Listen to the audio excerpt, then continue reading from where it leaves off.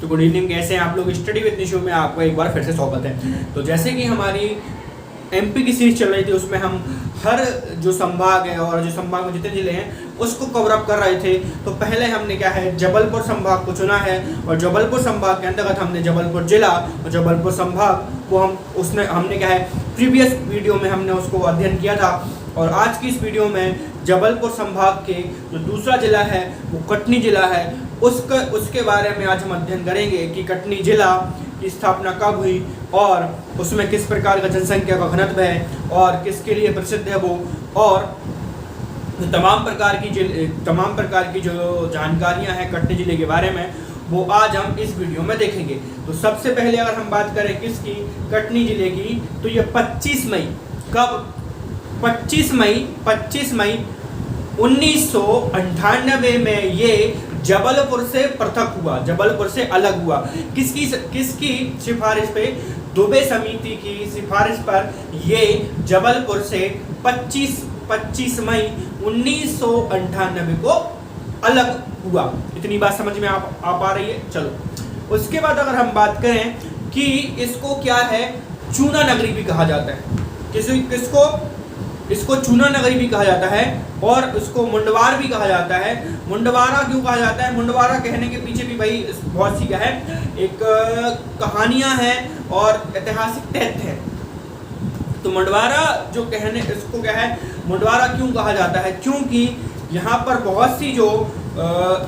बहुत सी ऐसी जो स्वतंत्र सेनानी घटनाएं वहाँ पर हुई हैं। कहा जाता है कि यहाँ पर क्या है, जब स्वतंत्रता का संग्राम आंदोलन हो रहा था तो स्वतंत्रता सेनानियों ने बहुत से क्या है, अंग्रेजों के क्या है, जो धड़ से लग कर दिए थे। इसलिए को क्या है, इसको मुंडवारा भी कहा जाता है। किसको? कटनी को। तो एक एक करके हम सबसे पहले हम बात करते हैं किसकी।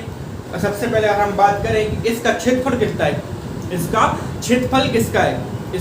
क्षेत्रफल कितना है कटनी जिले का, तो हम बात करें 4950 वर्ग किलोमीटर इसका क्षेत्रफल है। किसका? कटनी जिले का।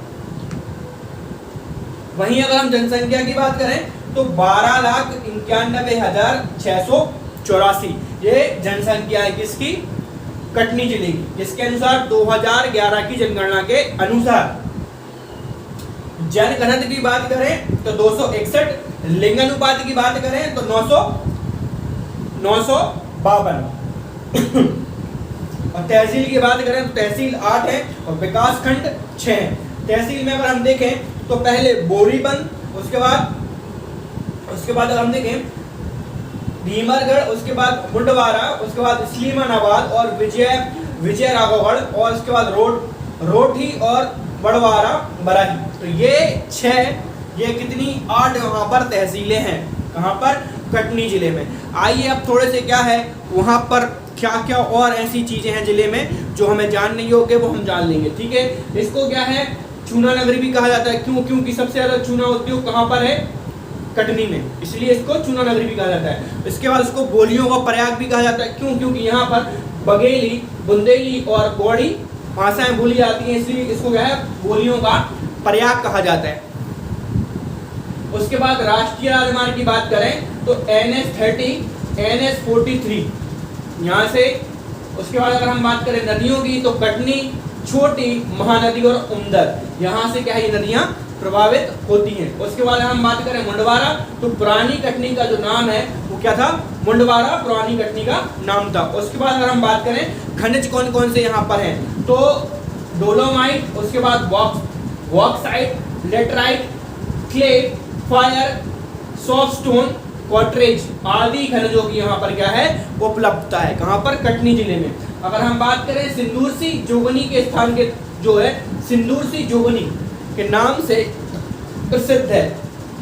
एक स्थान है सिंदूरसी जोगनी के नाम से प्रसिद्ध है। उसके बाद अगर हम बात करें विजय राघवगढ़, अगर हम बात करते हैं, हमने यहाँ देखा था किसमें, तहसील में, विजय राघवगढ़ में क्या है भाई, तो युवराज प्रयागदास द्वारा निर्मित विजय राघवगढ़ किले के नाम पर इस क्षेत्र का नाम रखा। किसका? जो युवराज थे प्रयागदास, उनके द्वारा क्या है, तो उसके तौर क्या है, राघवगढ़ किले के नाम पर इस क्षेत्र का नाम रखा। ठीक है, किले में रंग महल नामक सुंदर इमारत है। उसके बाद चूना पत्थर डोलोमाइट फेयर की प्राप्ति यहीं से हुई है। कहां से, विजय राघवगढ़। ठीक, उसके बाद अगर हम बात करें यहाँ पर कि जो गुप्तकालीन एक ब्राह्मी लिपि है से युक्त अभिलेख भी यही है। उसके बाद ढीमर खेड़ा तो dolomite, bauxite, laterite, fair clay, soap stone आदि की उपलब्धता भी कहां पर है, हमारे ढीमर खेड़ा में। आपको खनिज उत्पादन बहुत मिल जाए कहां पर, कटनी क्षेत्र में, जैसे कि laterite, fair clay, soap stone आदि की उपलब्धता कहां पर है, कटनी जिले में है। लेकिन यहाँ क्षेत्र अलग अलग हो जाते हैं, जैसे अगर हमने देखा किसमें देखा था, विजय राघवगढ़ में और ढीमर खेड़ा में। उसके बाद हम बात करें फिर रंगीन चित्र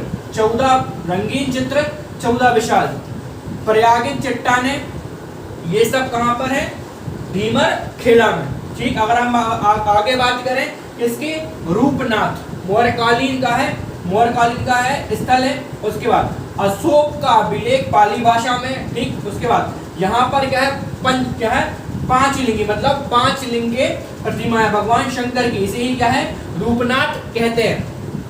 उसके बाद करें यहाँ पर 3 पवित्र कुंड है। कौन से 3 पवित्र कुंड है, सीता कुंड, राम कुंड और लक्ष्मण कुंड। कौन से 3 कुंड है, सीता कुंड, राम कुंड और लक्ष्मण कुंड। ठीक, उसके बाद अगर हम बात करें किसकी, बिल्हारी की बात करें तो प्राचीन पुष्प वाटिका, नरसिंह मंदिर। उसके बाद बारह मूर्ति जो है नहलेश्वर शिव मंदिर भी यहीं पर है, कहां पर, बिल्हरी में। यहाँ के पान का आईने अकबरी में उल्लेख है। कहां पर,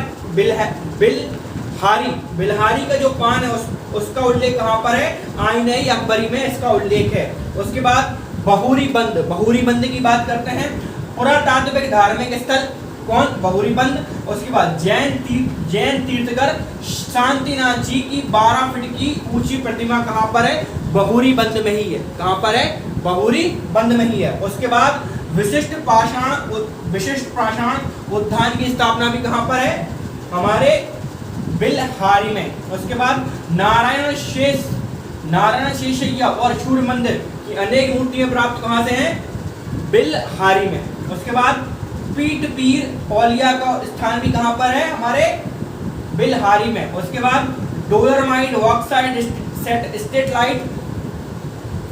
उसके बाद जो फॉक्सल प्राप्त कहां से हमको, बिल्हारी से। उसके बाद अगर हम बात करें टिकवन की बात करें तो प्राचीन झंझागढ़ है। उसके बाद ओरछा वीर आल्हा उदल ने यही माधवगढ़ की विरुद्ध लड़ाई लड़ी थी, कहां पर, टिकवन पर। उसके बाद 1500 साल पुराना मंदिर यहीं पर है, कहां पर है, टिकवन में। ठीक, उसके बाद पार्श्वनाथ की मूर्तियां यहीं पर है, कहां पर, टिकवन में। गुप्तकालीन एक ब्राह्मी लिपि से युक्त अभिलेख कहां पर, यहीं टिकवन में। उसके बाद अगर हम बात करें इस्लामाबाद में देखें अगर हम, जो उन्मूलन करता कौन है, कर्नल स्लीमन, इन्हीं के नाम पर के नगर बसा है। उसके बाद संगमरमर की उपलब्धता यहीं पर है। उसके बाद संगमरमर की उपलब्धता यहीं पर है। ठीक है, अब हम देखते हैं कटनी में एकमात्र चीज कौन कौन सी, मतलब कटनी में सिर्फ वो ऐसे साधन जो सिर्फ कटनी में मिले। तो अगर हम बात करें मध्य प्रदेश में जो चूना सर्वाधिक उत्पादन है वो कहाँ पर होता है, वो कटनी में ही होता है। मध्य प्रदेश का सर्वाधिक चूना उत्पादन कहाँ पर होता है, तो कटनी में ही होता है। देश की पहली किंडर महापौर कौन, कमला जॉन यहीं से थी।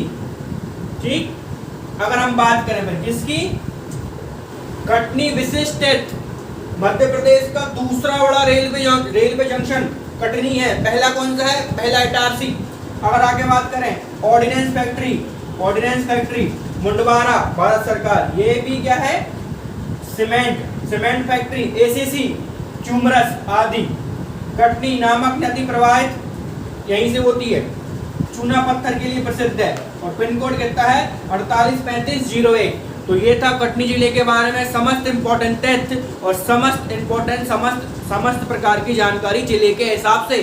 जब कटनी का इतिहास पढ़ेंगे तो अलग बात है, जब हम उसको अलग से देखेंगे मध्य प्रदेश का प्राचीन इतिहास, मध्य प्रदेश का मध्यकाल इतिहास और मध्य प्रदेश का आधुनिक इतिहास, तो वो चीज़ अलग है। अभी सिर्फ जिले कवर हो रहे हैं, तो जिले के हिसाब से जितनी जानकारी आपको देनी चाहिए थी उतनी जानकारी यहाँ पर दे दी गई है। उसके बाद जब हम मध्य प्रदेश का इतिहास जब हम उसके बारे में चर्चा करेंगे तो उसकी अलग से बात करेंगे भाई, जो मतलब यहाँ पर इनके पूर्वज मतलब यहाँ पर कौन कौन से वंश हुआ करते थे प्राचीन में, मिडिल में और कहाँ पर मॉडर्न में। तो तब तक के लिए अगला जिला हमारा कौन सा है, नरसिंहपुर। तो नरसिंहपुर के बारे में हम अगले वीडियो में चर्चा करेंगे। तब तक के लिए अगर आपको वीडियो पसंद आ रही हो तो इसको आपको स्वाभाविक बात है, मैं बोलूँगा नहीं कि लाइक शेयर करना है और बहुत से लोगों तक पहुँचाना है। तब तक के लिए टिल देन गुड नाइट।